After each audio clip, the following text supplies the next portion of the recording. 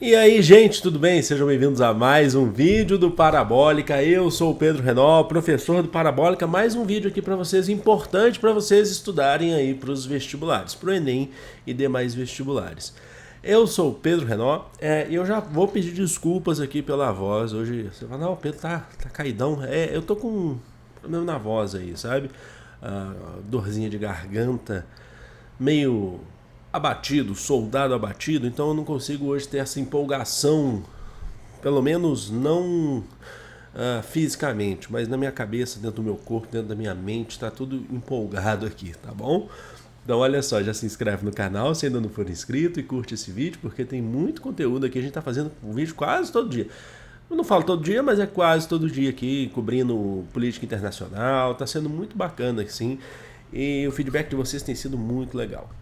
O vídeo de hoje eu já fiz um ou dois sobre isso, e eu resolvi trazer mais um, que é uma lista de verbetes aqui para vocês entenderem, estudarem, porque tem muita gente que tem confusão em relação a isso. Pode parecer bobeira, mas não é bobeira. Eu trouxe aí 4 verbetes, vocês já devem ter visto aí, inclusive, no título do vídeo, para a gente entender o que são esses verbetes. Então a gente vai falar sobre insurreição, sobre conjuração, sobre inconfidência e sobre revolução, tá bom? Iniciando falando aí sobre insurreição, que a gente começa aí do menos complexo para o mais complexo. Tem gente que ainda tem dificuldade de entender isso, então por isso que eu estou fazendo esse vídeo. E sempre que eu achar necessário, vocês sabem que eu vou fazer um vídeo do tipo para poder ajudar vocês. Insurreição, inclusive eu postei isso eu já postei esses verbetes no meu Instagram, então se vocês não me seguem no Instagram, link na descrição ou no primeiro comentário fixado, tá bom?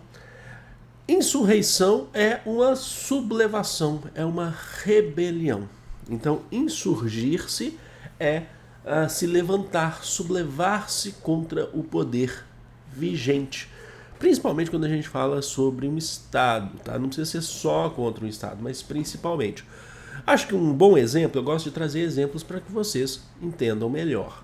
Acho que um bom exemplo de insurreição é a insurreição pernambucana, de 1645 a 1654.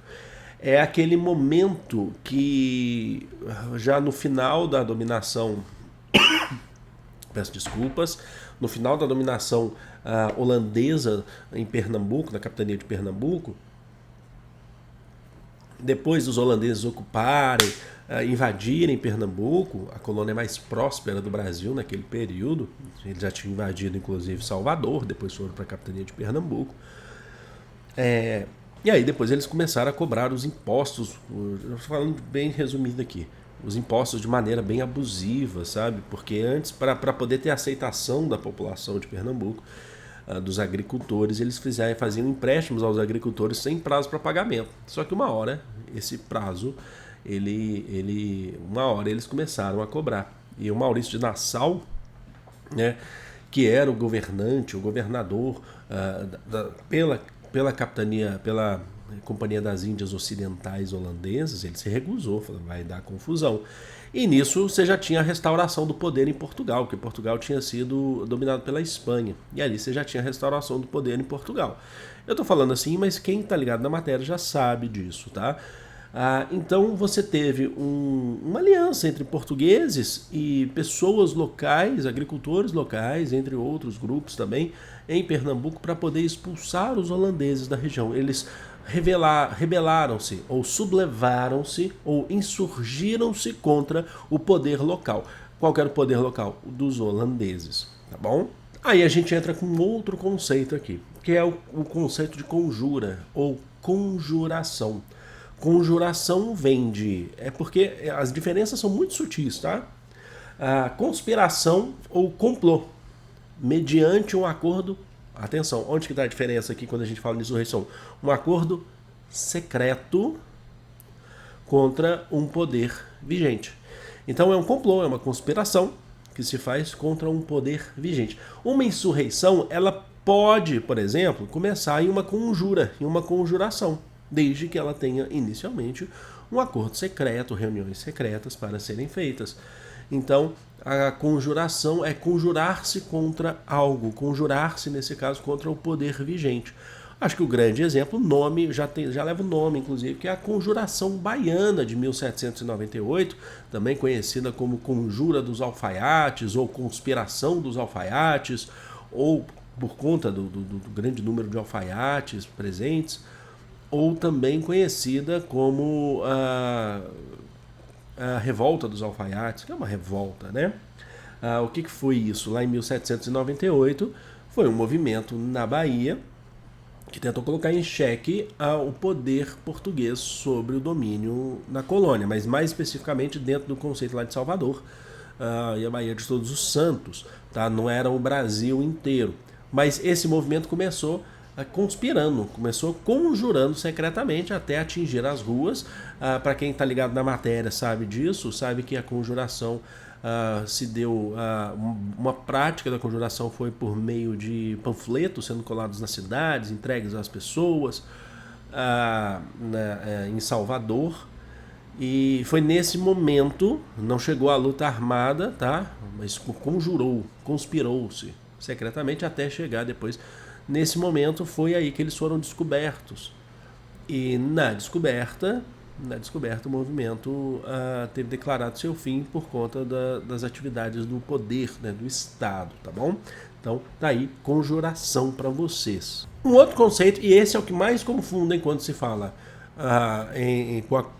quando se relaciona com a conjuração, é a inconfidência. Por que eu estou falando isso? Porque principalmente a gente tem uma proximidade de tempo e uma proximidade até mesmo de atuação, apesar das suas gritantes diferenças entre a conjuração baiana e a inconfidência mineira. Inconfidência é falta de fé, falta de confiança, é traição em relação principalmente ao Estado, certo? Então é quando se tem uma falta de fé, uma falta de confiança. O maior exemplo que a gente tem é a Inconfidência Mineira, que foi dada pelos portugueses, pelo governo, pela metrópole, como um movimento traidor. A Inconfidência Mineira que queria separar Minas Gerais, que era um movimento ligado aos ideais iluministas. Aí é interessante porque eu já falei isso já em vídeos aqui, eu já vi locais que, em vez de falar em Inconfidência Mineira, fala Conjuração Mineira. E tá errado? Não, não tá errado. Porque ela também foi secreta. Porque já que a conjuração é feita mediante um acordo secreto, ela também foi secreta. É que o governo português taxou, colocou como os membros do movimento como traidores do Estado, ainda mais porque eram pertencentes a uma classe média alta de Minas Gerais, mineradores que não deveriam se rebelar contra o Estado. Então tratou-os como indesejados, como traidores. Mas a Inconfidência foi uma conjura também. A questão é que o nome Inconfidência certamente foi dado por aqueles que se sentiram traídos, como o Estado português. Eles não se achavam que eles eram traidores do Estado português. Segundo eles estavam fazendo justiças. Logicamente, lembra que o conceito de inconfidência, o movimento elitista, justiça com as suas próprias mãos, justiça para eles. Lembrando que a Inconfidência queria acabar com o domínio da metrópole, Portugal, em relação a Minas. Tinha um debate que não era muito bem estabelecido sobre república, mas eles tinham um exemplo da República dos Estados Unidos, que foi proclamado em 1776, através da declaração lá por Thomas Jefferson. Mas eles não queriam acabar, por exemplo, com a escravização de pessoas. Eles não eram abolicionistas, diferente do que se tinha na Bahia, do movimento baiano. Então ela foi também uma conjura, porque ela fez mediante acordo secreto, as reuniões, os iluministas brasileiros, basicamente, certo? Aí eu falei para vocês que a gente chegaria no mais complexo, que as pessoas têm mais dúvidas, inclusive dúvidas práticas, que é o conceito de revolução. Falamos de sublevação, insurreição, inconfidência, conjuração e revolução. Revolução é transformação radical. É transformar. Não é reformar o que já está pronto. É transformar, certo? Uma transformação radical na estrutura política, social e econômica de alguma região, do mundo, de um país. Então, revolução é quando há essa transformação radical, tá? Revolução vamos fazer uma revolução. Por isso que a gente fala, você fez uma revolução em minha vida. Marília, você faz uma revolução em minha vida, você transforma radicalmente a minha vida para o bem. Uma revolução, às vezes, você pode ter um sentido positivo ou negativo. No caso da Marília, minha namorada, é só positivo, tá? Mas, vamos lá, tirando aí essa parte pessoal, a revolução tem uma transformação radical, política, social ou econômica, ou os três, ou um ou outro, ou os três. Então isso é uma revolução. Aí você pode ter 200 mil exemplos na história mundial. O exemplo que eu trago para vocês é o exemplo, alguns deles, a Revolução Industrial. A Revolução Industrial que inicia no século XVIII, que a gente vive ainda para a história, a terceira Revolução Industrial, algumas áreas do saber ou de alguns ofícios falam que a gente já está em quarta ou quinta revolução, mais específico, mas a gente vive no geral a terceira revolução e é um processo de transformação radical. No século XVIII, por exemplo, você tem a questão do êxodo rural, o surgimento de duas novas classes sociais, como a burguesia industrial, que são os detentores do meio de produção, e a classe trabalhadora, ou o proletariado, que vende a sua força de trabalho para esses meios de produção e acabam tendo uma relação de dependência, porque você trabalha ali ou você passa fome, porque você não tem terras para poder sobreviver como se tinha antes, porque essas terras todas foram vendidas, foram dadas à criação de animais voltados para a indústria, como ovelhas, por exemplo, antes da Revolução Industrial, com a dinastia Tudor, que é antes da Revolução Industrial de fato, mas surgem os bairros industriais, e aí você passa a ter um processo de dependência, de transformação da vida. É só você pensar com o surgimento, por exemplo, a descoberta de matrizes energéticas, como o petróleo, por exemplo. Daí vem o plástico. Pensa na vida hoje sem plástico. Já existiu, mas hoje é tudo plástico. Tem a degradação ambiental, tem tudo. Pensa na vida sem internet. Faz parte do processo da terceira revolução industrial. Tem como voltar atrás? Talvez sim, não acho que não tenha. Mas as pessoas querem. A internet está aí, para ser usada inclusive para o bem, né? Tem gente que usa para o mal, mas para ser usada inclusive para o bem, principalmente. Então a gente passa por um processo de transformação. Mas tem outras revoluções também, que não são necessariamente iguais à Revolução Industrial. A Revolução Russa acabou com a tradição czarista. Em 1917, um país extremamente agrário, um país extremamente que sofria com pobreza, país frio, gélido, que apanhou pra caramba na Guerra Russo-Japonesa em 1904, apanhou em 1914 na Primeira Guerra Mundial, até passar por um processo. Você pode concordar ou discordar, eu estou dando um conceito de revolução. E passou pela Revolução Russa, que passou a estabelecer aí os soviets. Os soviets já existiam, mas deu poder aos soviets. É a famosa frase do Vladimir Lenin, todo poder aos soviets, lá nas teses de abril. Então, o que acontece? Você teve um processo de transformação política de um país, de um império, que era o Império Russo, que a gente costuma taxá-lo de semi-feudal por conta da influência da Igreja Ortodoxa, a influência de Rasputin, extremamente agrário, com a centralização de poder da família do czar, Nicolau II, os Romanov, para um processo socialista, que você pode discordar ou não, mas é um processo revolucionário, tá bom? Assim como a gente teve a Revolução Cubana, que acabou com uma ditadura de Fulgêncio Batista, uma ditadura aliada aos interesses burgueses, aliada aos Estados Unidos, e colocou uma ditadura do proletário, né? Também não vou entrar no conceito aqui, que não é esse vídeo, já teve um vídeo aqui no canal sobre isso, é só procurarem. Um conceito aí de um processo de revolução socialista também. Recentemente eu recebi um comentário muito ofensivo, inclusive, aqui no canal, falando assim, por que assim, o questionamento era esse, mas junto com esse questionamento veio um monte de xingamento, tá? Mas foi legal, obrigado aí pelos seus xingamentos, que a pessoa que fez isso, nesse comentário eu excluí, tá? Mas pelos seus xingamentos me deu a ideia de fazer um vídeo desse, tá bom? Obrigado. Por que você chama a Revolução Cubana de revolução e não chama a de 64 aqui no Brasil de revolução? E é muito simples, porque isso me deu a deixa de falar isso para vocês. Porque ela não é uma revolução. Por que 64, ditadura, você pode chamar ela de ditadura militar de 64, você pode chamar de regime militar, que é um regime político militar, mas não uma revolução. Porque não causou transformações no Brasil. O Brasil era um país capitalista. Mas o João Goulart era socialista. Ele não era socialista Você pode questioná-lo enquanto progressista. Mas ele não era socialista. Uma coisa é você ser socialista, comunista, e outra coisa é o que falam sobre você. A propaganda anti-João Goulart e pró-ditadura era uma propaganda que falava que João Goulart era socialista, a marcha da família com Deus pela propriedade e tal.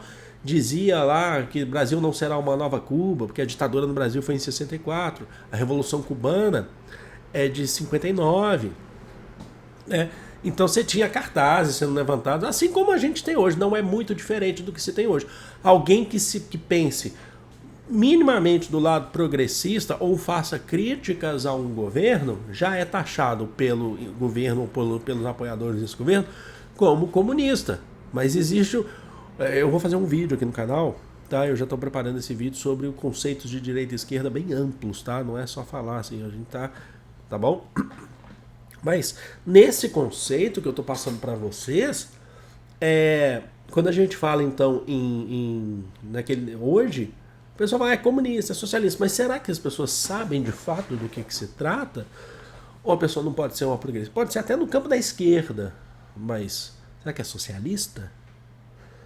Pode ser um social-democrata, pode ser um progressista.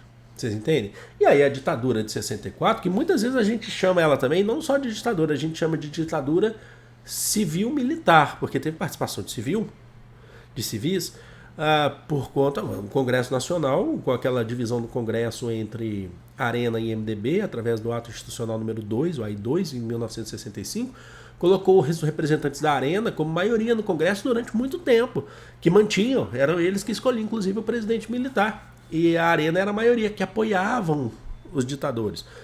Um exemplo de Arena para vocês aí era José Sarney, por exemplo, Paulo Maluf, entre outros, tá? A gente vai falar de ditadura civil-militar também. Ou então a gente já via até conceitos sendo usados como ditadura civil-militar empresarial, porque teve apoio de empresários. Roberto Marinho, da Globo, apoiou a ditadura de 64. Entenderam? Entre outras empresas, entre outros grandes empresários no Brasil, que entendiam, que tinham medo, falavam que o Brasil não podia ser comunista, mas o Brasil não estava caminhando. Reforma é diferente. O João Goulart propunha reforma, meu celular tocando aqui. O João Goulart propunha reformas, mas não... estava bem longe de ser socialista. Alguns chegaram a usar o conceito de contra-revolução por causa disso. O Brasil ia passar por uma revolução socialista. Então a ditadura, ela não foi revolução, mas ela foi contra-revolucionária, porque ela impediu uma revolução socialista. Já expliquei para vocês o conceito. João Goulart não era socialista. Passava longe disso, inclusive. João Goulart é discípulo de Getúlio Vargas, Partido Trabalhista Brasileiro, o PTB. Trabalhismo é uma coisa, socialismo é outra coisa. Então, revolução é bem diferente. O Brasil, eu vou dizer isso para vocês, o Brasil nunca esteve em vias de passar por um processo revolucionário. Mas lá no Prestes, o Prestes próprio fez autocrítica sobre isso na Intentona, de que não estava, tempos depois, tá? De que não era tão perto assim como se pensavam na época. Tá bom? Então é isso, gente. Vou ficando por aqui. Espero que vocês tenham gostado dos conceitos. Se vocês quiserem que eu traga mais vídeos sobre para ajudar vocês, eu fico muito feliz de fazer esse vídeo aqui. Amo vocês de coração. Vou descansar minha voz agora. Grande beijo. Fui!